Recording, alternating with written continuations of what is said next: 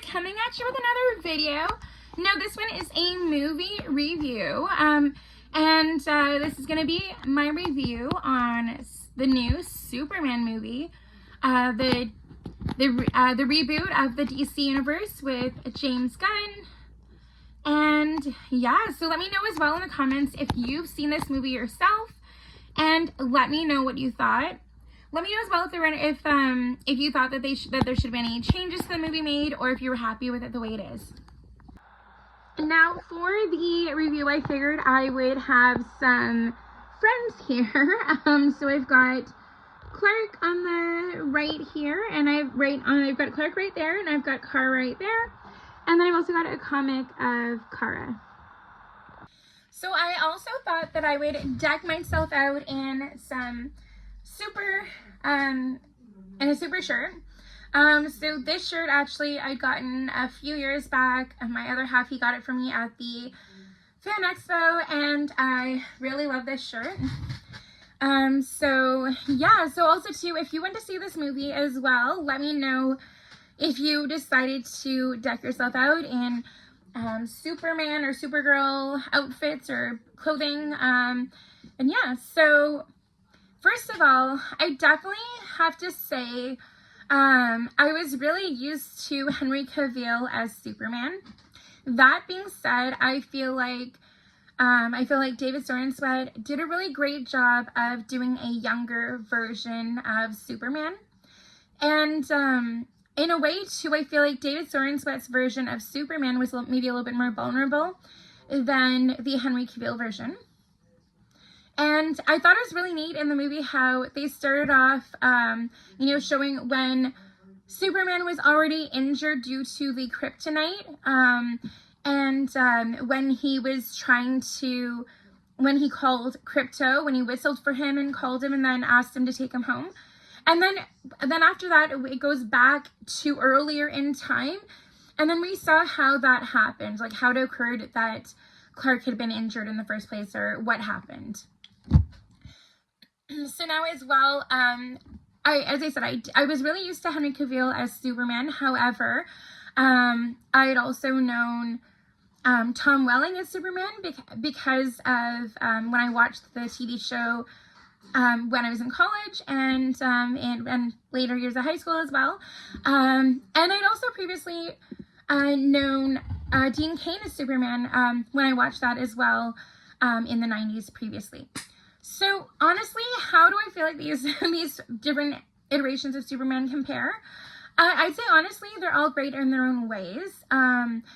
But I mean, there's definitely different things about all of them. They're all great in their own way, right? But truly, the ones we really got to talk about are Henry Cavill and David Sorensweet, right? So both of these guys were great. I feel like, if we could still always maybe have Henry Cavill come back just as Superman from another Earth, maybe even if we had, Christ an alternate Earth thing happen or something in a future movie, that would be really neat to see, I think.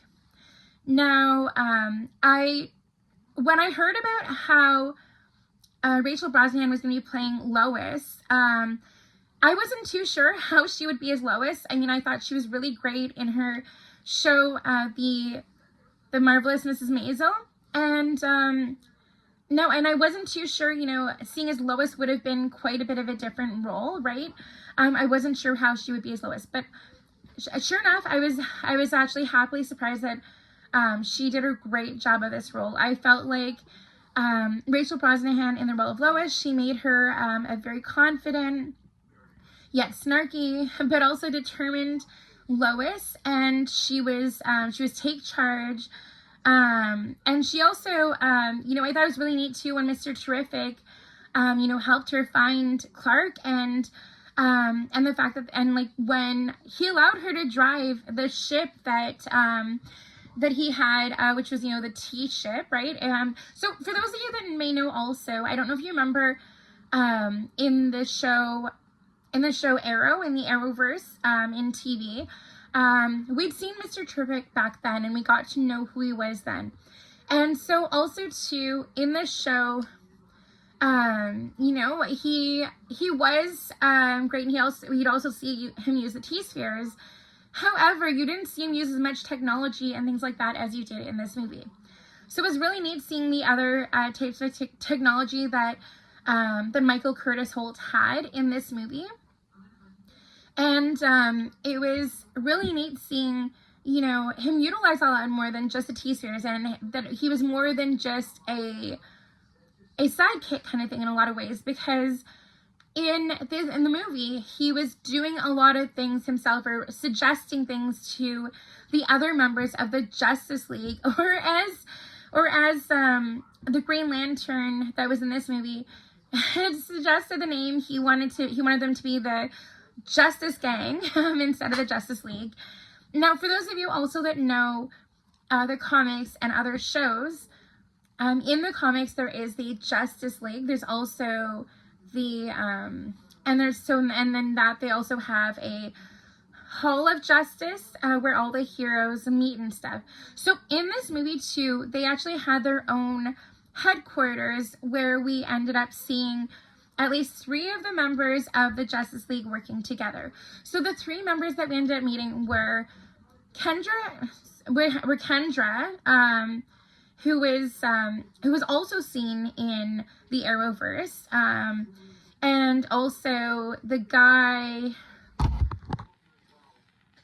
So Guy Gardner, who we ended up seeing in this movie as the Green Lantern, he was fairly new to me, and I had previously known the Green Lantern as Hal Jordan, who was played by Ryan Reynolds, and I really enjoyed getting to know that new character, at least new to me character. And when it comes to Kendra Saunders, I really liked the actress playing her. I thought that she did a great job.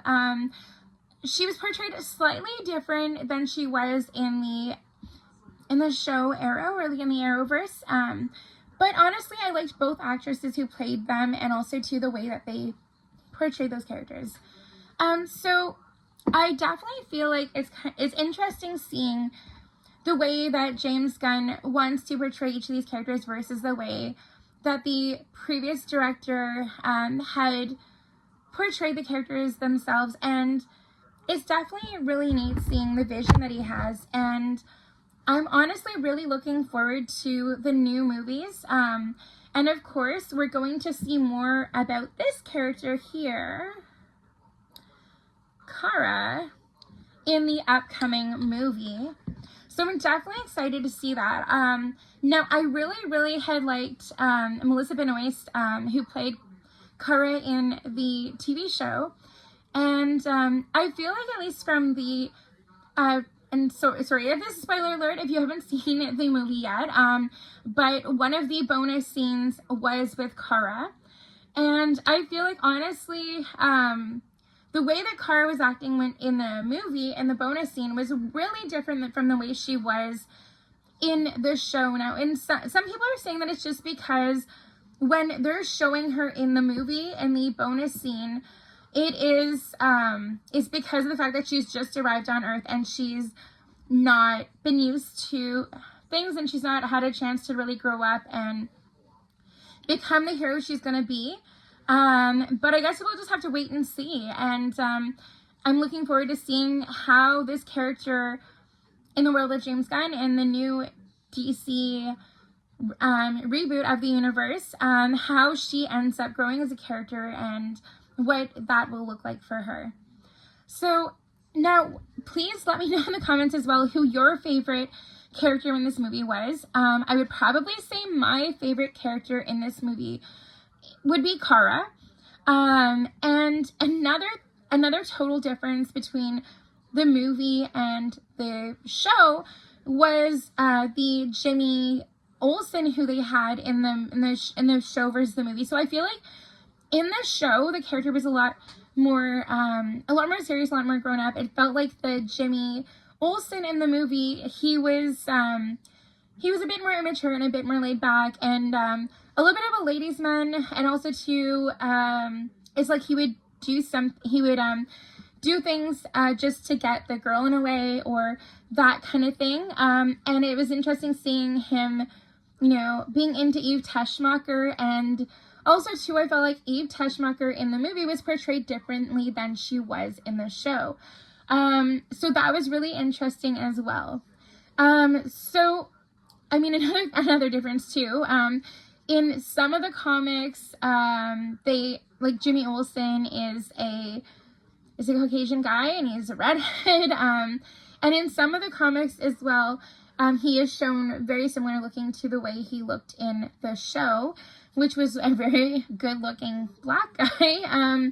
But I mean, I feel like in all, it's not really appearances that matter when it comes to the character Jimmy Olsen. It's just that, you know, in a way, the personality in the movie versus the show was very different in a lot of ways. And I feel like too, maybe in time, in a future movie, even with this actor, we may see him kind of grow up a bit more and be more driven and stuff like the Jimmy Olsen from the show.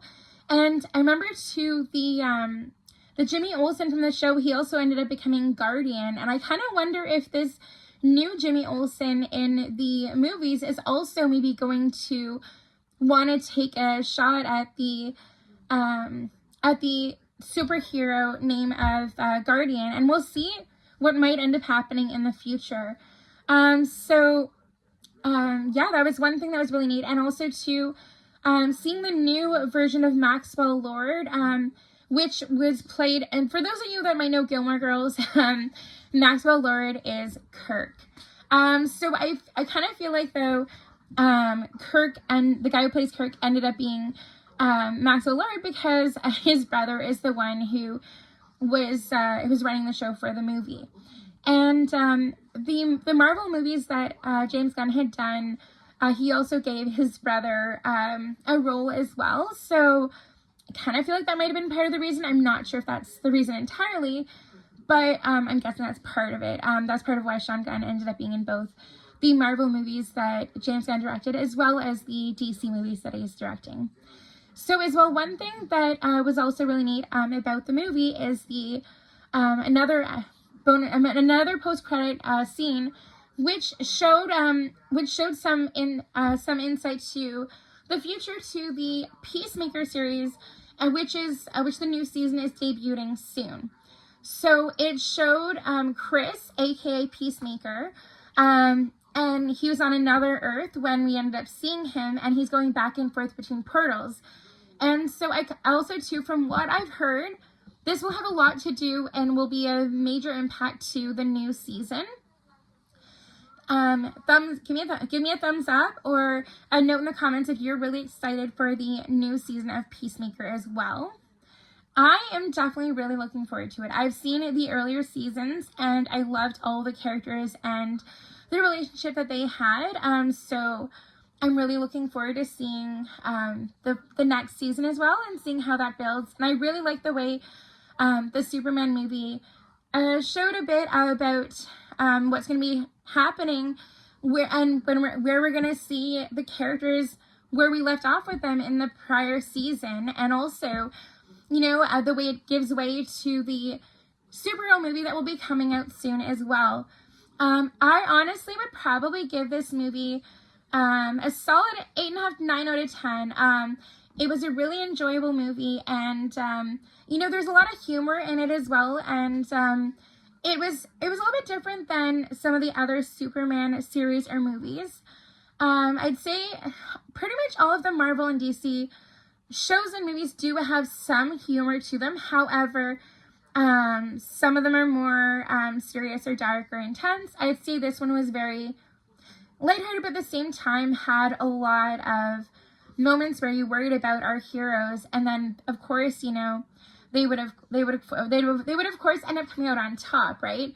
But it's just a matter of how they got there, and you can see the support they all have for each other, like the support that Jimmy and Lois had for Clark, and also to the support that even if it didn't look like it, even if it didn't seem like Guy and Mr. Terrific and Kendra Saunders were gonna really be in it to help Lois, or really like they actually cared about where Clark was or what happened to him. They really did, and when it came down to it, they ended up helping him and trying to save him from what had happened. And so all throughout the movie, you know, you kind of, especially like towards the beginning, you have a feeling that the main person who's in on every single bad thing that happens to Clark is Lex Luthor. However, it doesn't get definitively answered that it is completely all him until later on in the movie. And I'm not going to spoil it. I'm not going to tell you how we find that out, but it's really interesting when it does happen.